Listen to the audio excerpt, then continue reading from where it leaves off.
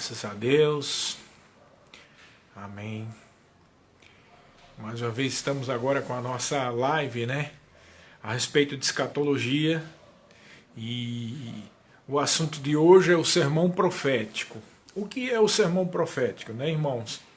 O sermão profético é aquele sermão que se encontra lá em Mateus, no capítulo 24. Esse sermão é muito importante para o entendimento das Escrituras e, na verdade, é também o motivo de algumas confusões, né? Algumas pessoas pensam que nós vamos passar pela grande tribulação por desconsiderar o que está escrito aqui no capítulo 24. Ontem tivemos uma live maravilhosa com o Maneco. Infelizmente, não deu para pôr no Stories, porque no momento aqui em Maringá nós estávamos tendo uma tempestade, uma chuva, e caiu algumas árvores. Ficamos sabendo que caiu algumas árvores e por conta disso houve uma dificuldade na internet e a gente não pôde subir para o Stories e também gravar, né? Lamentável, na verdade foi uma live maravilhosa, mas cremos que possivelmente na semana que vem teremos outra live com o Maneco.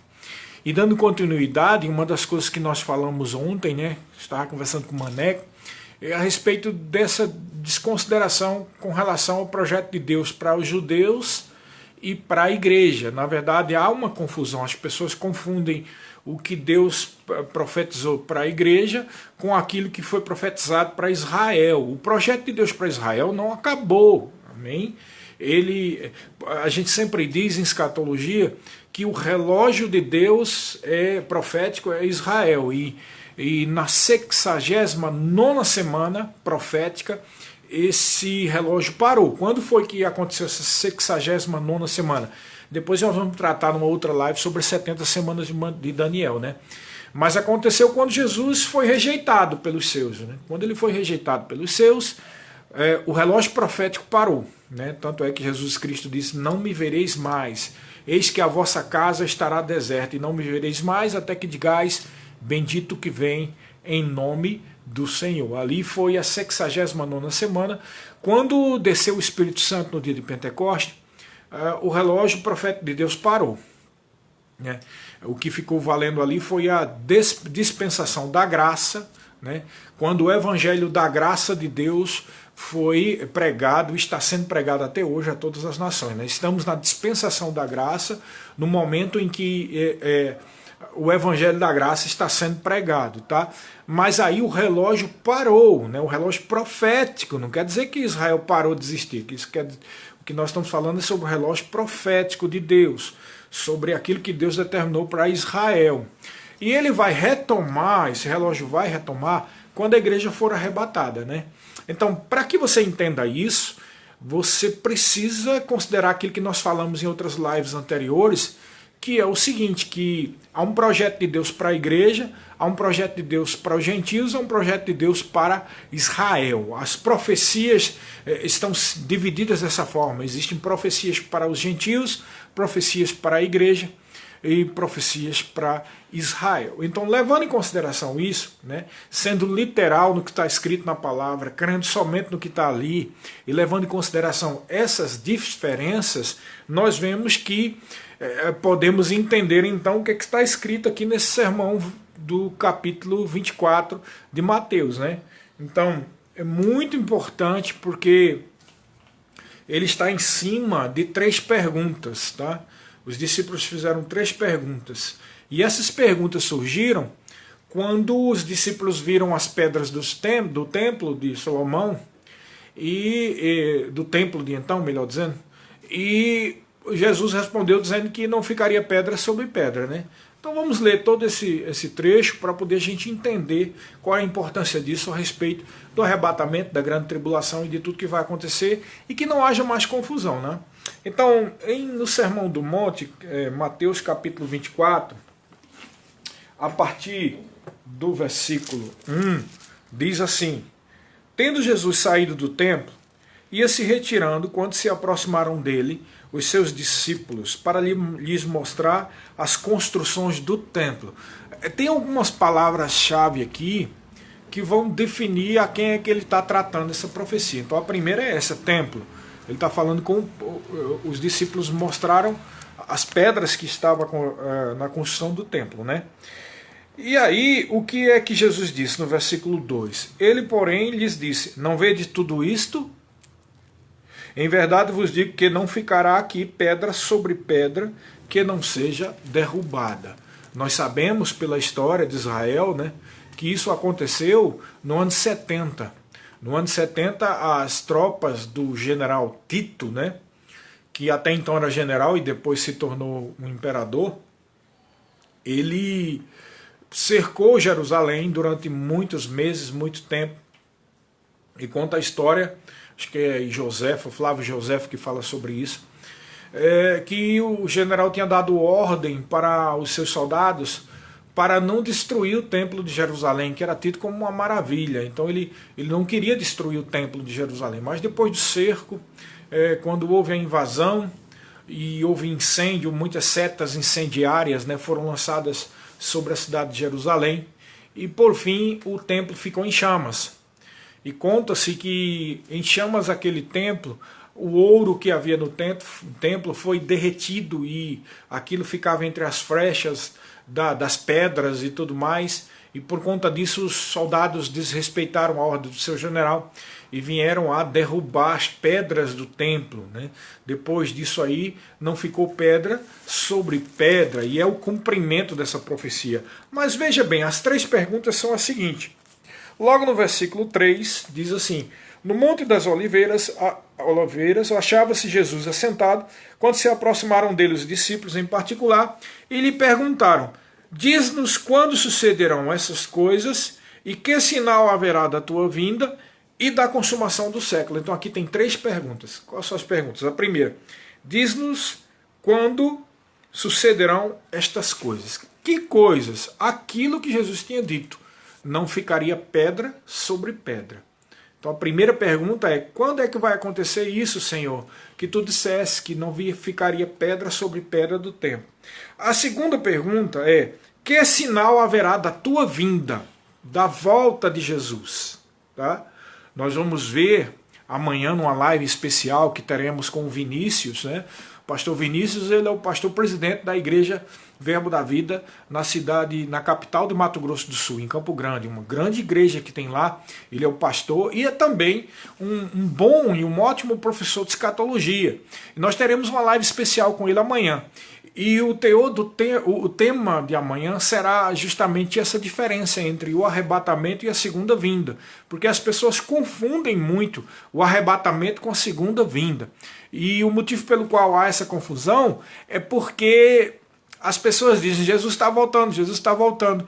E essa frase, Jesus está voltando, dá a entender que a volta de Jesus ou a vinda de Jesus é isso que nós vamos ter agora, né? Assim, a qualquer momento, num abrir e fechar dos olhos, como diz lá em 1 Coríntios capítulo 15. Mas na verdade aquilo que vai acontecer a qualquer momento, que como um ladrão pode vir a qualquer momento, né? Acontece como a vinda de um ladrão repentina, né?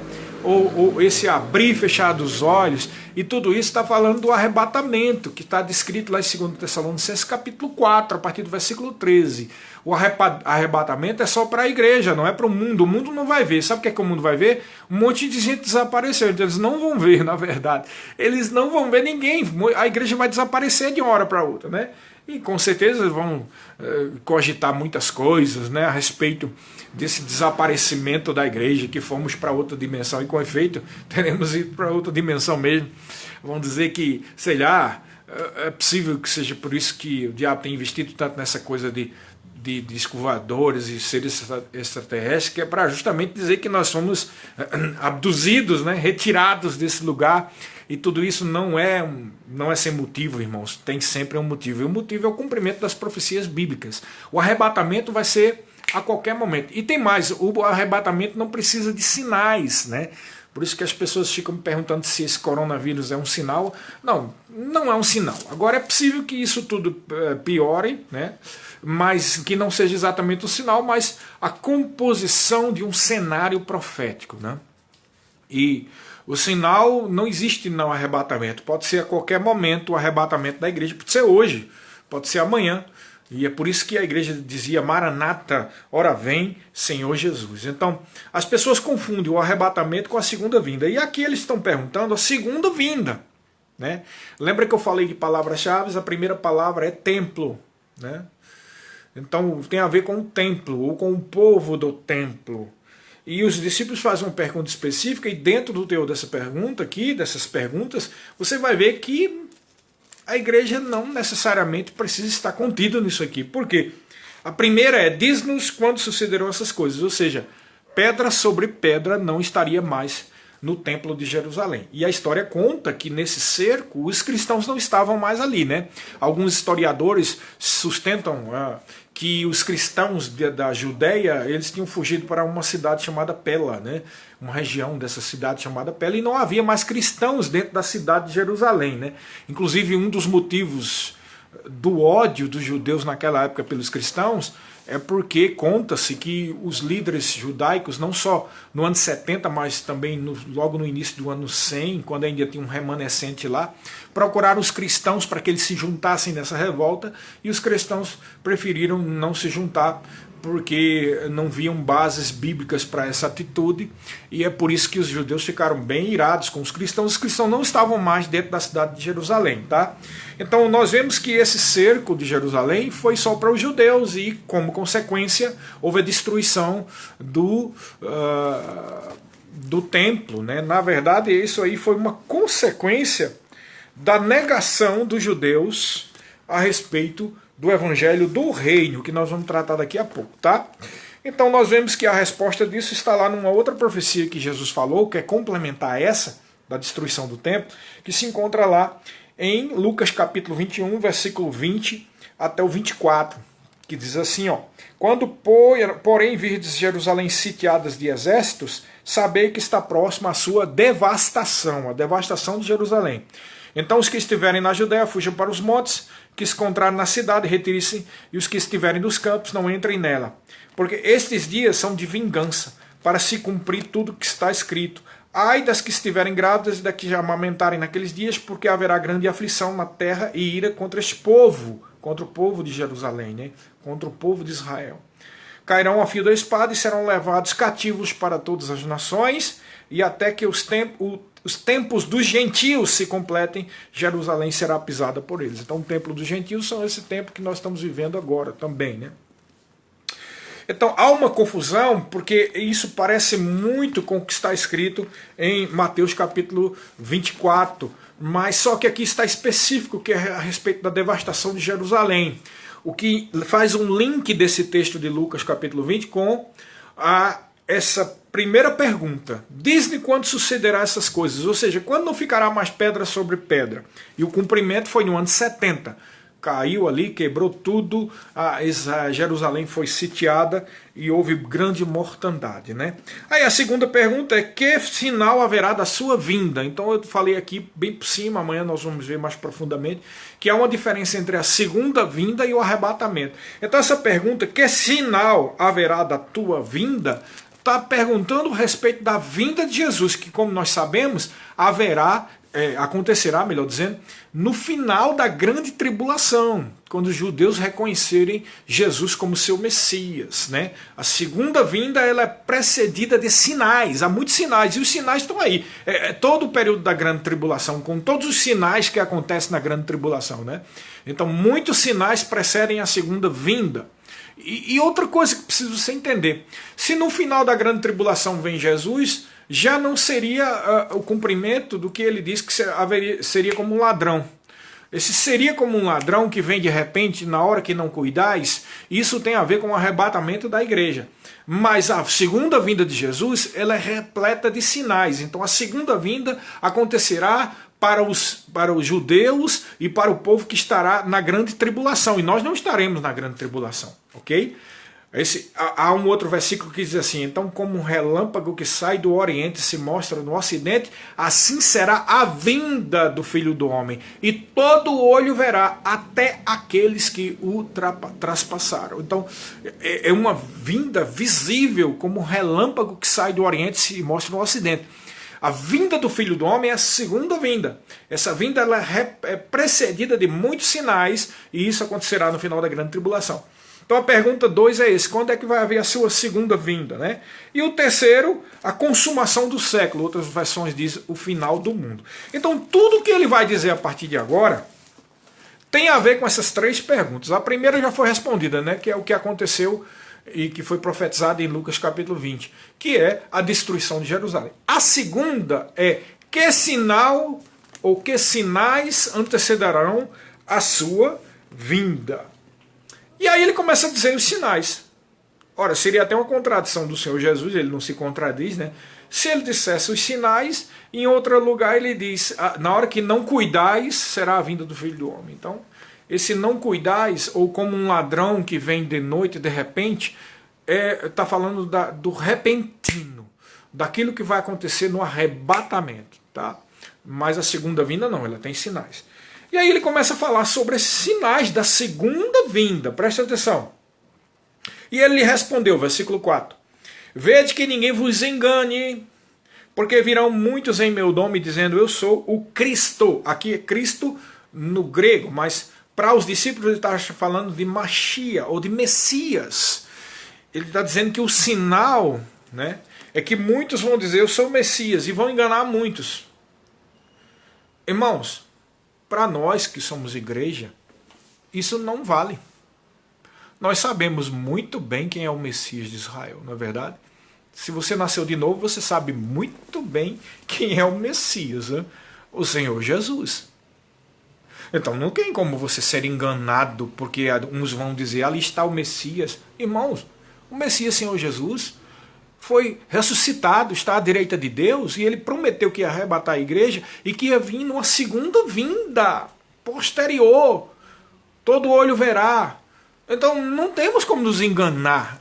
Esses falsos messias e falsos cristos que ele está falando aqui é algo a respeito que vai acontecer no início da grande tribulação. Ok? E aí ele diz, e certamente ouvireis falar de guerras e rumores de guerra, vede, não vos assustei, porque é necessário que assim aconteça, mas ainda não é o fim. Quando ele fala fim, irmãos, ele está falando dos 3 anos e meio últimos. A grande tribulação ela vai ser composta de 7 anos. Os primeiros 3 anos e meio, que é o princípio das dores, o princípio da dor, ele tá fazendo uma analogia para uma mulher que está para dar à luz, que vai ter um parto. Ok? O parto é o quê? O parto é o parto do milênio. Ok? Então, antes de vir o milênio, vai ter dores de parto e o fim, que são as dores que precedem o parto. Então, o início das dores, ou o princípio das dores, são os primeiros 3 anos e meio. E durante esses primeiros 3 anos e meio que vai acontecer isso, dentre os quais muitos dizendo que são messias e etc, etc. Mas olha só, a gente não tem ideia do tempo nesses 3 anos e meio, isso pode durar um mês, uma semana, né? Não temos exata...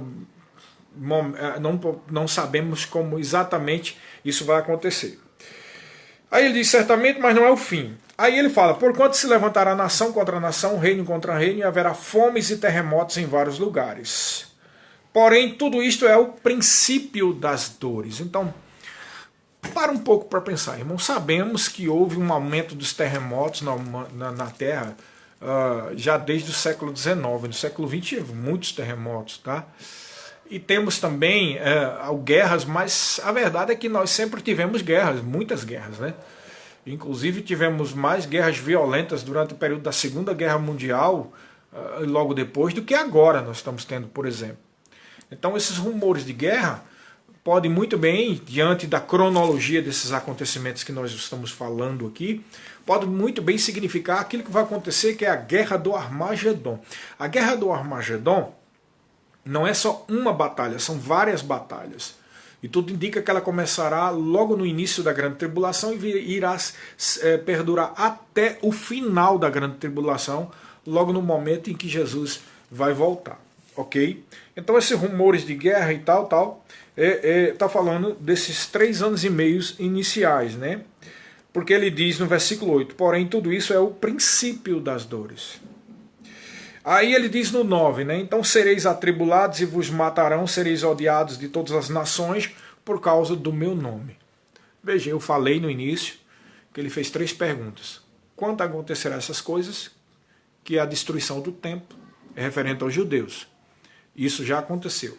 E a segunda pergunta é: quais sinais haverão da segunda vinda, que como sabemos é uma segunda vinda que vai acontecer no final da tribulação, e com relação à consumação dos séculos, ou seja, tudo que vem depois, né? O milênio, juízo final, que é uma coisa que vai acontecer lá para frente, a gente vai tratar depois. Tudo isso aí é que eles estão perguntando, eles não estão falando especificamente sobre o período da igreja, embora eles não soubessem disso, mas Jesus teve bastante liberdade, sabia disso, e por isso que ele profetizou em cima do período em que a igreja não está inserida. A gente pode até ver aqui, de certa forma, aquela estátua de Nabucodonosor, onde a igreja não está inserida naquele lugar. E veja, ele diz aqui que sereis atribulados, vos matarão e sereis odiados de todas as nações por causa do meu nome. Nós sabemos que isso, existem perseguições localizadas, né? Existe perseguição na igreja durante o período da cortina de ferro, o regime comunista, houve perseguições em vários lugares, há perseguições também em países muçulmanos que não creem em Jesus, e quando há conversões e pregações à morte e perseguição nesses lugares. Mas diante do contexto cronológico, isso aqui está inserido dentro da grande tribulação. Isso deve ser especificamente a perseguição por causa do anticristo, que o anticristo vai perseguir inicialmente só os que se converterem. Porque o que vai acontecer, irmãos? Veja bem, o Espírito Santo está detendo a manifestação do anticristo. Mas quando a igreja for arrebatada, o Espírito Santo vai soltar o anticristo para o cumprimento das profecias a respeito do fim, do princípio das dores. E aí é quando acontece aquela profecia do primeiro cavaleiro do Apocalipse, que é o cavaleiro branco, que vai pregar paz e tal. E aí se cumpre aquilo que Paulo diz, né? Quando estiverem falando de paz e prosperidade, eis que sobrevirá a repentina destruição. Essa repentina destruição é o início da guerra do Armagedon, esses rumores de guerra, mas também a perseguição contra aqueles que estiverem salvos dentro da grande tribulação. E é possível? Não haverá igreja. A igreja foi arrebatada. Mas a gente sabe que há muitas pessoas, infelizmente, que a gente prega o evangelho, as pessoas não acreditam, não creem, né? E quando virem aquele episódio de desaparecer milhões de pessoas de uma hora para outra, eles vão reconhecer Jesus, né?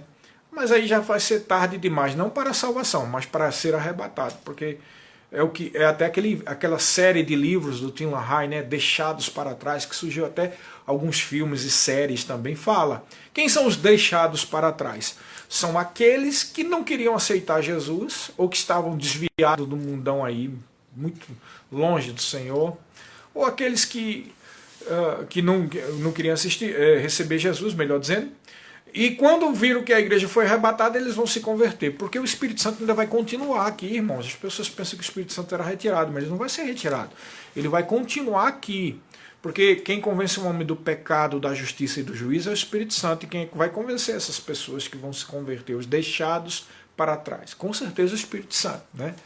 Mas eles vão sofrer bastante, porque o anticristo aqui a hora está solto, e talvez a pessoa pense assim, mas se o Espírito Santo não livra a noiva do anticristo, só que esse povo que se converter na grande tribulação, eles não serão noiva, eles não serão igreja. Eles serão salvos. Ué, e é possível? É possível, porque havia salvos na época da igreja, mas quando a igreja for arrebatada, haverão salvos que não farão parte da igreja. É possível? É possível, sim. Os salvos são aqueles que recebem Jesus como Senhor da sua vida, mas eles não fazem parte do corpo chamado igreja, porque a igreja é a noiva, e a noiva está reservada para esse período agora que nós estamos vivendo, do Evangelho da Graça. Ela é protegida da ira vindoura, ok? Mas é o que nós chamamos de o segundo bonde, né? O segundo ônibus, a segunda viagem. Ou seja, quem quiser receber Jesus durante a grande tribulação vai receber, mas o problema é que não terá mais proteção e pode morrer. Né? E na verdade vão morrer muitos, a gente só não sabe se vão morrer todos, mas milhões serão mortos durante o período, principalmente esses 3 anos e meio iniciais. Né? Estes são aqueles que estarão debaixo, lá quando um selo é aberto, eu não me lembro se é o 6º selo, se eu não me engano, depois nós vamos ver isso. Aí João vê as almas daqueles que foram mortos por causa do testemunho de Jesus, né? Eles estão mortos e aí eles dizem para vós, né, para Deus: até quando, Senhor, tu não julga e não vinga o nosso sangue dos habitantes da terra? Aí a voz responde lá: espera mais um pouco, até que seja completo o número dos teus irmãos conservos com você.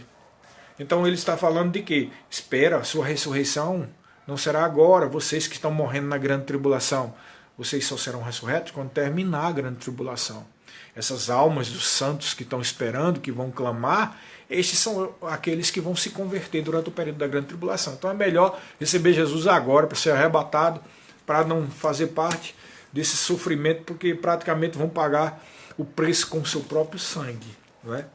Então, ele diz: muitos serão atribulados, nesse tempo muitos vão de escandalizar, atrair e odiar uns aos outros. Levanta-se-á muitos falsos profetas e enganarão a muitos. Versículo 12. E por multiplicar a iniquidade, o amor disso se esfriará de quase todos. Essa multiplicação sobremaneira veloz de iniquidade é porque estão aqui no período dos primeiros 3 anos e meio, onde a iniquidade vai reinar, né? O anticristo vai reinar, os cristãos não estarão aqui mais na terra. E aí diz aqui no versículo 13: aquele porém que perseverar até o fim, quem? Aqueles que se converterem. Então esse evangelho aqui vai servir de literatura também para aqueles que se converterem na grande tribulação. E essa é uma promessa para eles, para os cristãos. Aqueles que perseverarem até o fim, mesmo que paguem o preço com a sua própria morte, estes serão salvos, né? Estes serão salvos. Então, é uma promessa para eles. E é nesse contexto dos primeiros 3 anos e meio que o versículo 14 diz, preste bastante atenção à sequência da cronologia disso aqui. E será pregado este evangelho do reino por todo o mundo, para testemunho a todas as nações. Por que testemunho a todas as nações? Para servir de prova. Num juízo, num julgamento, numa audiência, precisa de testemunha, de prova, irmão.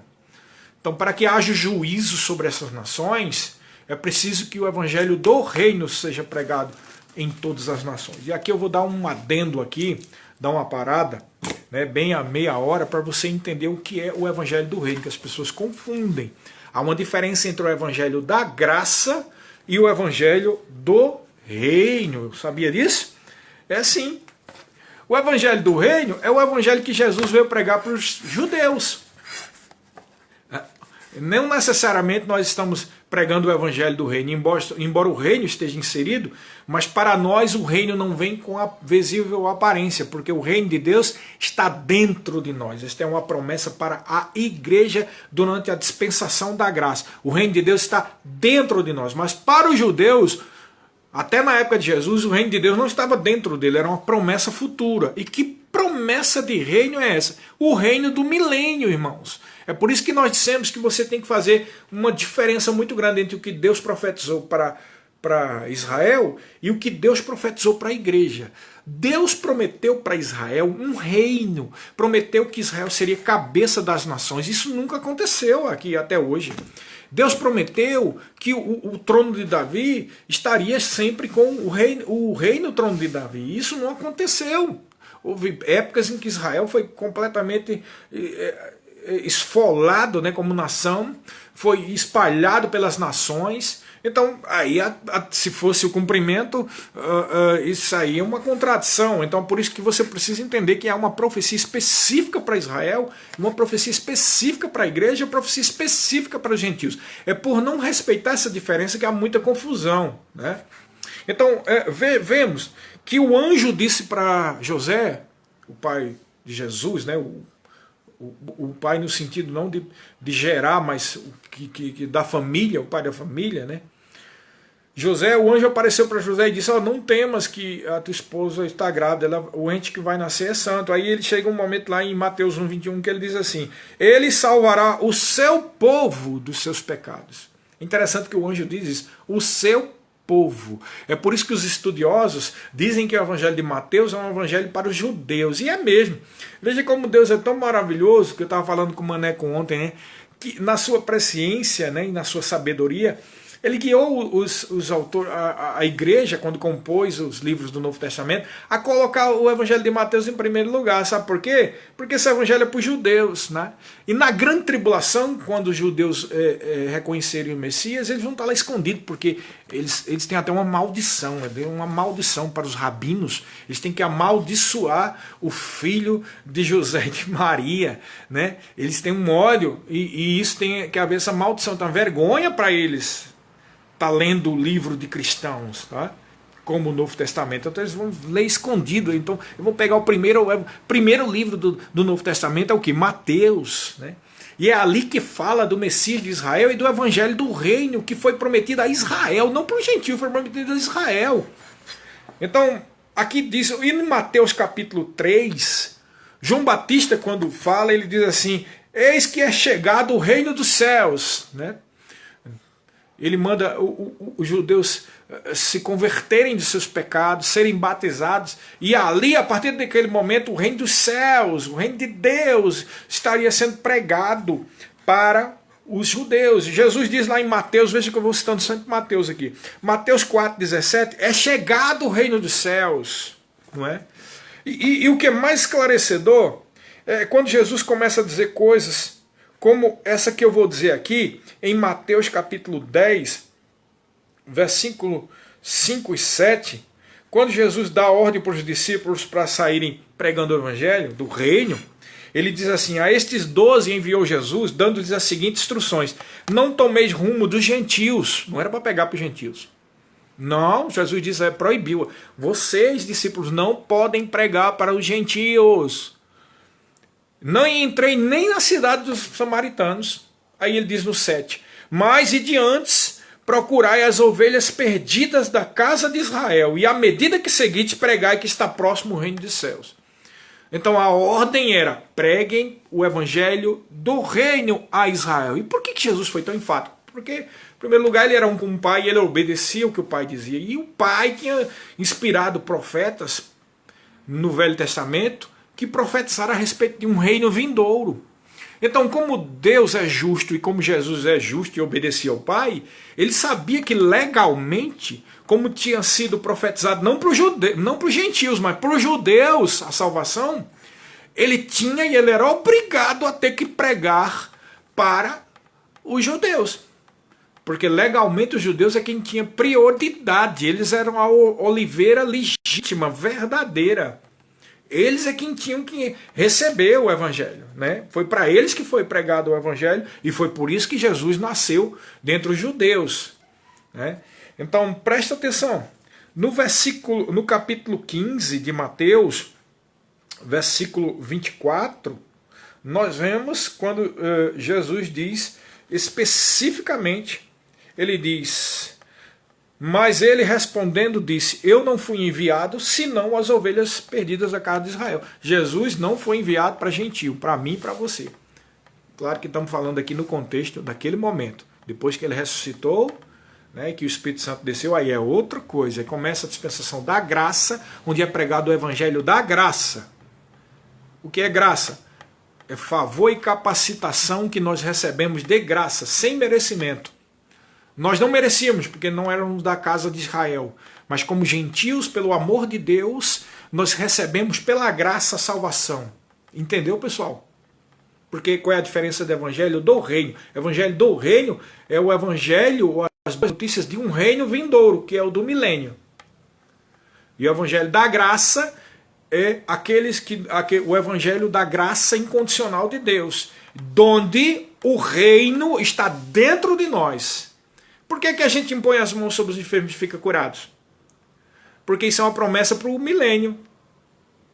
E como nós não precisamos usufruir do milênio, porque nós já estaremos no milênio com o corpo ressuscitado, já estaremos na glória, estaremos junto com o Senhor, reinando aqui na terra, mas sem precisar, por exemplo, de provisão, porque nós já somos provisionados. Amém?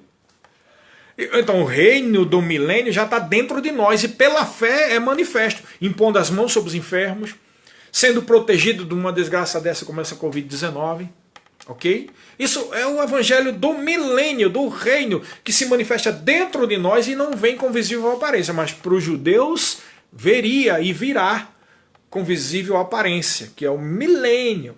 Ok, pessoal? Então, é interessante quando Jesus diz assim, naquele episódio lá da mulher cirofenícia, né, que pede para ser curada a filha dela, veja bem, aí veja só o que aconteceu depois disso, né? Aliás, não nesse episódio da mulher cirofenícia, mas um outro episódio, eu já citei da mulher cirofenícia aí, quando ele disse que foi enviado, senão para as ovelhas perdidas da casa de Israel. Mas em João capítulo 12, versículo 20, diz assim, e alguns gregos, olha, presta atenção, grego é gentil, concorda? Não era judeu. Eu falei aqui que gentios são todos aqueles que não são geneticamente judeus. Então os gregos, assim como nós e como os europeus, os demais europeus, são gentios. Então, aí ele diz aqui no versículo 20, e havia alguns gregos entre os que tinham subido para adorar na festa. Estes, pois, dirigiram-se a Filipe, que era de Betsaída da Galiléia, e rogaram-lhe, dizendo, Senhor, queríamos ver a Jesus. Filipe foi e falou com André, e então novamente André e Filipe foram dizer a Jesus. E Jesus lhe respondendo, dizendo, olha o que foi que Jesus disse, é chegada a hora que o Filho do Homem há de ser glorificado. Na verdade vos digo, se o grão de trigo caindo da terra não morrer, permanece só, mas se morrer, dá muito fruto. O que ele estava dizendo é o seguinte, agora os gentios já estão me procurando, é melhor cumprir-se aquilo que eu tenho que fazer, que é morrer e ressuscitar, para que o evangelho da graça agora atinja os gentios. Vocês estão entendendo? Por que eu fiz todo esse apanhado? Para explicar para você que há uma diferença entre o evangelho do reino e o evangelho da graça. Nós vemos que no decorrer da pregação de Jesus, o reino foi rejeitado pelos israelitas, rejeitaram completamente. E por conta dessa rejeição, Jesus disse lá em Mateus capítulo 23, versículo 37 e 39, né? Jerusalém, Jerusalém, que matas e apedrejas os que te foram enviados. Quantas vezes eu quis te aninhar debaixo das minhas asas, como a galinha aninha os seus pintinhos, mas vocês não quiseram. Eis que a vossa casa ficará deserta. O que é casa deserta? Ele está dizendo, vocês não terão mais comunhão mais com o Messias. E aí ele diz, e não me vereis, o Messias de Israel, vocês não vão me ver mais. Não adianta fazer sua religiosidade aí, suas práticas, vocês como nação, indivíduo, pode ser que se convertendo, me veja. Agora, a pessoa que está religioso, esperando um outro Messias, como eles estão esperando, não vão mais ver o Messias até que digais, bendito o que vem em nome do Senhor. Em hebraico, Baruch Rabab Shem Adonai. Ou seja, isso vai acontecer no final da grande tribulação. Por que estou dizendo tudo isso, irmão? Porque você vai ver para quem é que esse evangelho aqui, esse trecho foi feito. Foi para os judeus. E aí, quando tem o 14 que nós lemos aqui, será pregado o evangelho do reino a todo mundo, para testemunho a todas as nações, então virá o fim. Quando ele diz virá o fim, ele está dizendo, ó, passou os 3 anos e meio iniciais, e agora vai vir os últimos 3 anos e meio. Porque como é que nós conseguimos fazer essa diferença? Não só pelo próprio texto profético, mas também pelas pragas que estão descritas lá em Apocalipse a respeito do período da tribulação. Eu falei aqui, acho que na primeira live. Quais são as pragas? 7 selos, tá? 7 selos. Depois 7 trombetas. E depois 7 taças, tá? Os 7 selos e as 7 trombetas estão no princípio das dores, nos primeiros 3 anos e meio. Quando a última trombeta desse juízo é tocado, que é no meio da grande tribulação, começa o fim que ele está falando aqui. Começa os últimos 3 anos e meio, que é composto das 7 taças da ira de Deus. Então, esses 7 taças da ira de Deus faz com que os últimos 3 anos e meio é tão violento que chega ao ponto de Jesus dizer que se não fosse pelos escolhidos, esses dias foram abreviados. E que escolhidos ele está falando ali? Está falando justamente dos judeus que vão se converter, né? Porque no meio do período da grande tribulação serão marcados 144 mil judeus. Lembra que nós falamos que precisamos ser literais na Bíblia? quando Deus trata de judeus, é judeu, não é igreja. Quando Deus fala de 1000 anos, são 1000 anos, não é um tempo simbólico, ok? Quando Deus diz, imporão as mãos sobre os enfermos ficarão curados, e imporão as mãos sobre os enfermos ficarão curados, aqueles que creem imporão as mãos sobre os enfermos ficarão curados. Quando a Bíblia diz que Jesus levou sobre si as nossas enfermidades, ele levou sobre si as nossas enfermidades, amém? Quando a Bíblia fala de 1000 anos, são 1000 anos. E lá em Apocalipse capítulo 7 e Apocalipse capítulo 14, é bem tácito, explícito, 144 mil, são 12 mil de cada uma das tribos de Israel. 12 mil de Ruben, 12 mil de Zebulon, 12 mil de Naftali, e assim vai, 12 mil. Está muito claro que ele está falando de judeus, né? Mas e para que Deus vai levantar 144 mil judeus? Porque os judeus só ouvem pregação do evangelho, irmão, de judeu, não vai ouvir de você e de mim, porque eles são ensinados desde criancinha.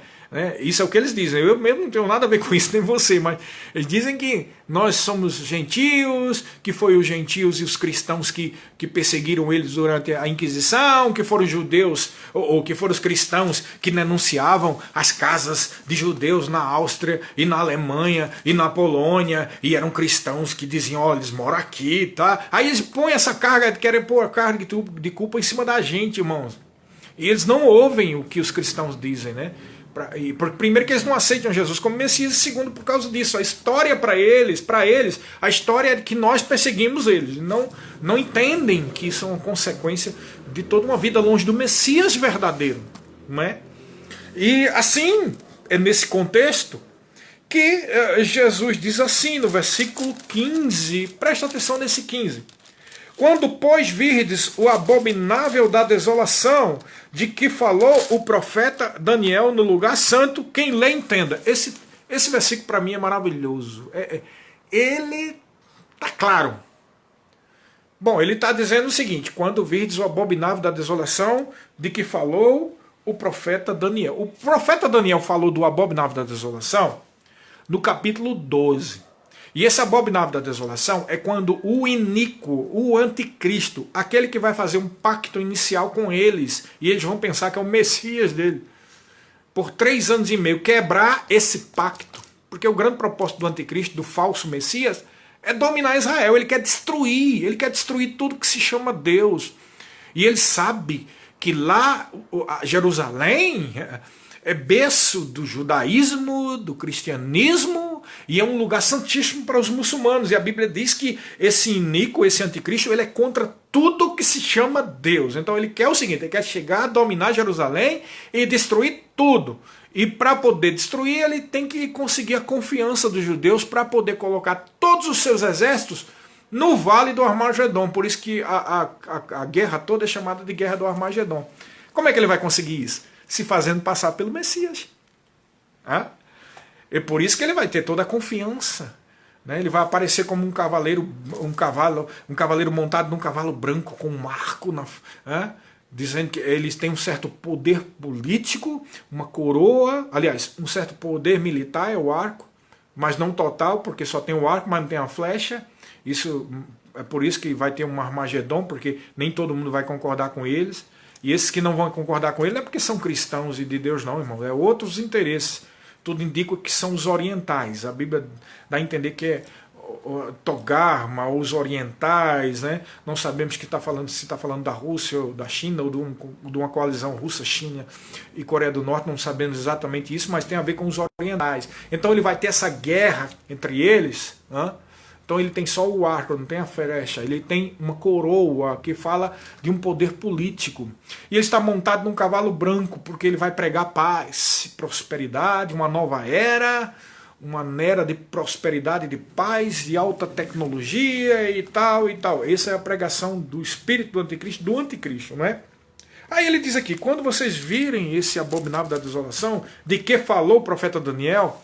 Em uma outra live eu falei aqui para você que o livro de Daniel não é para cristão, irmão. Estou falando de profecia, tá? Não é o livro em si. Toda a Bíblia é para nós meditarmos. Até mesmo as genealogias, né? Como dizem, algumas pessoas contam uma história, uma piada de que alguém leu a genealogia e disse, se todo mundo aí é de Deus, então eu vou me converter, né? Da genealogia, é tudo na Bíblia, cada vírgula, tudo é de Deus, embora cite lá coisas que o diabo disse, que as pessoas, filhos de Belial e pecadores dizem, é claro que não é para a gente obedecer isso, mas tudo compõe um arcabouço e um contexto bíblico, não é verdade?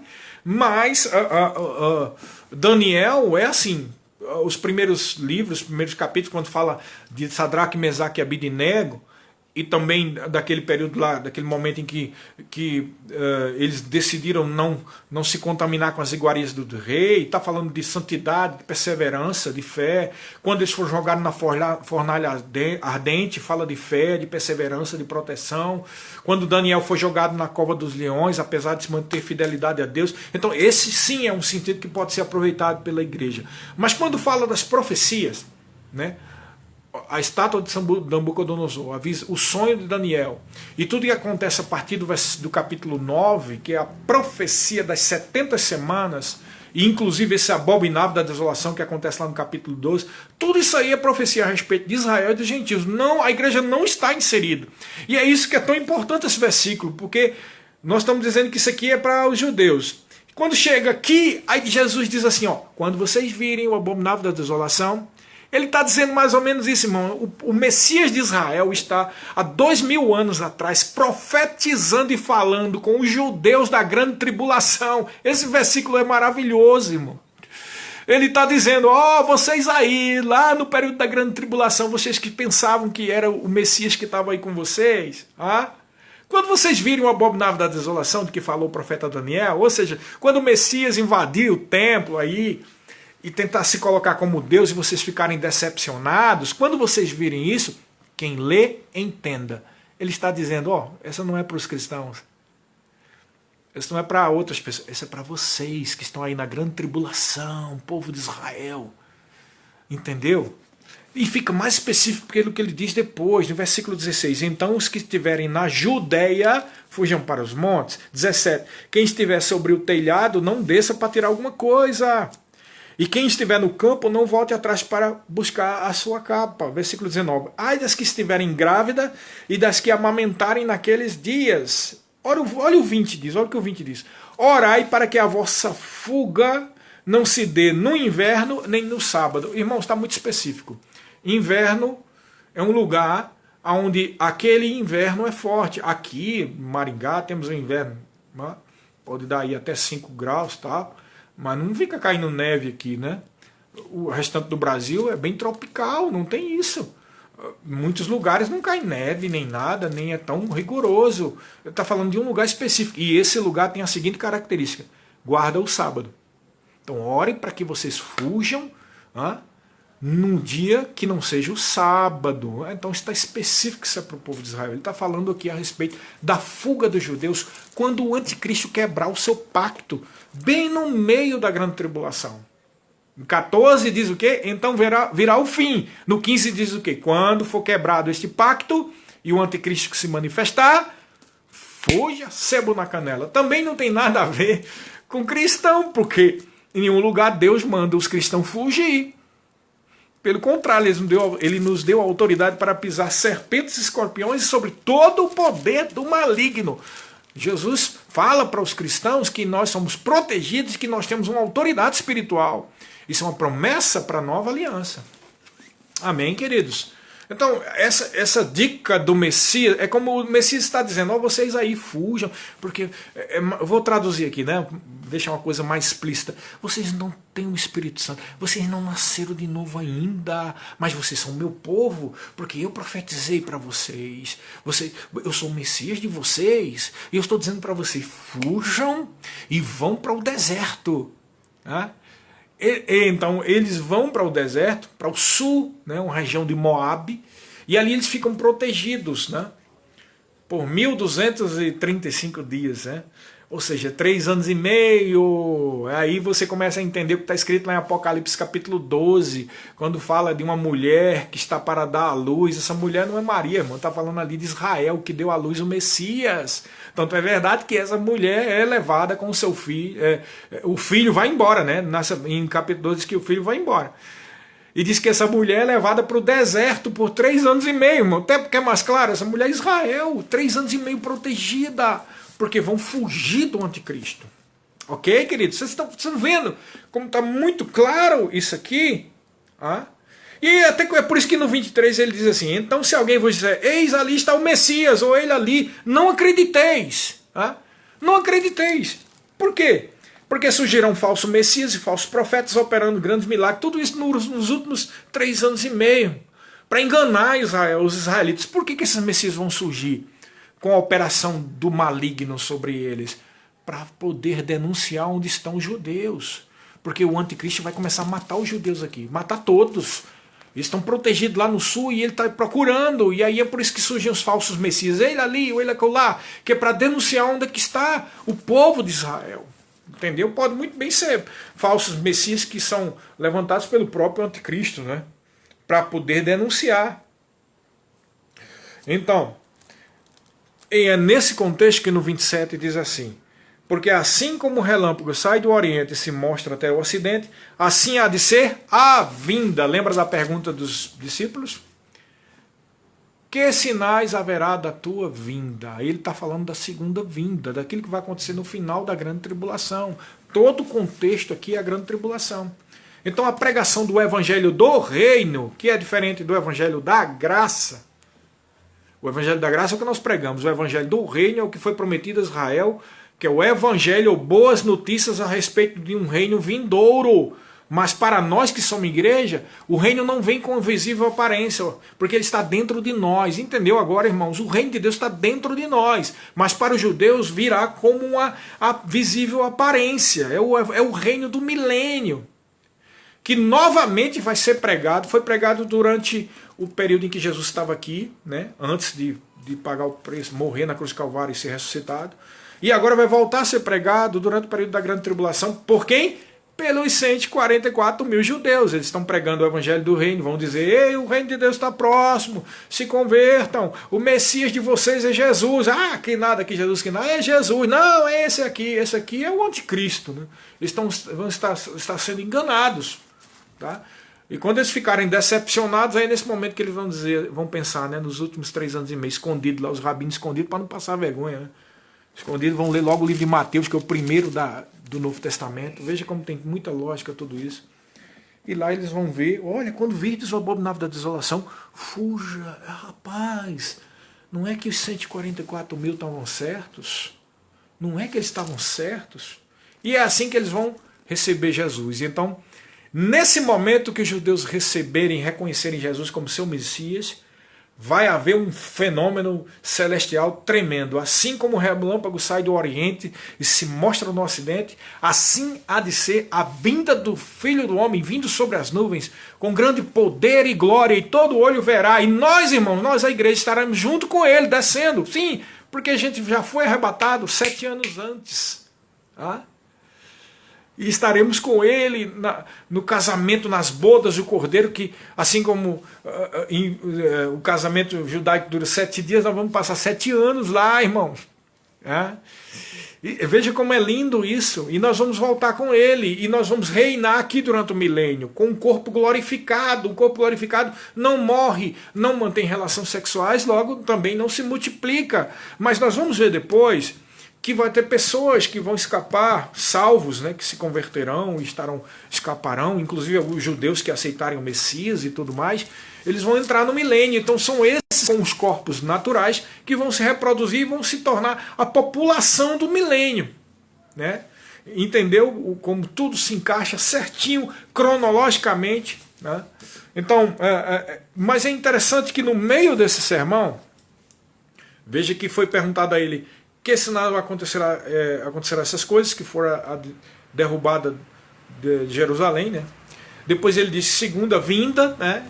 E do tempo do fim. Aí ele dá uma dica para nós, né? Como se ele parasse a profecia tem isso, irmão. Não só aqui, mas no Velho Testamento há muito isso, né? O tempo profético, né? Ou o tempo de Deus, ele dá uma profecia, depois dá outra, e às vezes essa segunda profecia vai se cumprir primeiro do que a que foi dita primeiro. Porque são blocos proféticos. Deus fala por blocos. Certo? Dentro desse bloco tem uma cronologia de acontecimento. Então esse primeiro bloco aqui que nós falamos tem uma cronologia de acontecimento da grande tribulação. Aí ele para e diz uma coisa, a dica que ele está dando no outro bloco é porque ele fala de dia. Quando ele fala dia, está falando de um amanhecer, de uma mudança, ok? Então ele diz no versículo 32, aprendei, pois, a parábola da figueira, quando já os seus ramos se renovam, as folhas brotam. Sabeis que está próximo o verão. Assim também vós, quando virdes todas essas coisas, sabeis que está próximo às portas. Em verdade vos digo que não passará essa geração sem que tudo isso aconteça. Essa geração é qual? A geração da grande tribulação, ok? Não é bem aqui que está o dia, eu vou citar aqui na frente. Então ele está dizendo, dentro dessa geração da grande tribulação, que você vê acontecendo isso, vai acontecer tudo, não vai passar essa geração. Os 7 anos vão se cumprir. Aí é aqui que ele entra o bloco que tem a ver com a gente. Olha só, versículo 36. Mas a respeito daquele dia e hora, que dia? No dia que for começar tudo isso. Entendeu? No dia que o anticristo se manifestar, que vai ser depois do dia, né, do mesmo dia, assim que a igreja for arrebatada, aí começa o quê?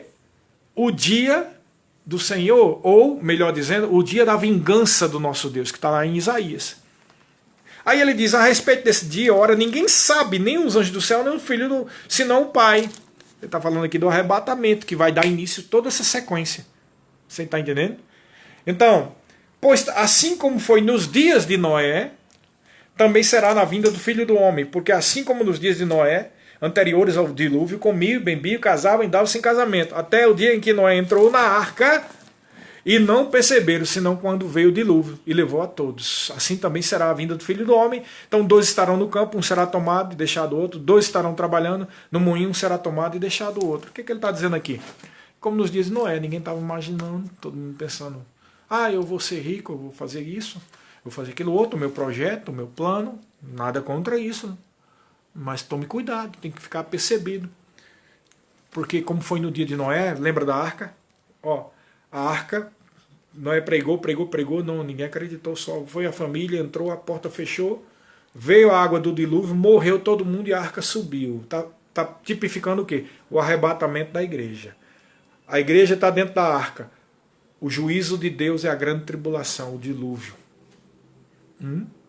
Então, aqui temos um bloco que é a respeito do momento. Fica ligado agora, todo mundo, estou falando para todo mundo, é como se Jesus estivesse dizendo o seguinte, eu falei tudo isso aqui para vocês, mas para os judeus, é uma profecia para eles. Mas agora eu vou falar para todo mundo, fica ligado, porque de uma hora para outra, como você não cuidar, vai ser o arrebatamento, e começa tudo isso aí.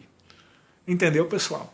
Então, é muita coisa, sei que é muita coisa, mas ainda bem que nós vamos salvar isso aqui, depois nós vamos colocar lá no canal da igreja e também no canal, no meu canal particular, né, no YouTube, tá? Eu vou terminar, mas lembrando que amanhã nós vamos ter uma live especial com o Vinícius. Não perca, irmão, convida pessoas, vai ser nós dois assim, daquele mesmo jeito que foi ontem com o Maneco, e vai ser uma benção. Nós vamos tratar sobre essa diferença entre arrebatamento e segunda vinda. Ok, queridos? Muitas pessoas se comunicam que eu estou sozinho, eu não estou podendo responder, mas eu agradeço a vocês pela sua assistência. Espero que tenha sido útil para você e que o Espírito Santo tenha falado do seu coração. Maranata! Ora vem, Senhor Jesus. Está muito próximo o nosso arrebatamento. Pode ser a qualquer momento, pode ser até hoje, hein? Pode ser amanhã.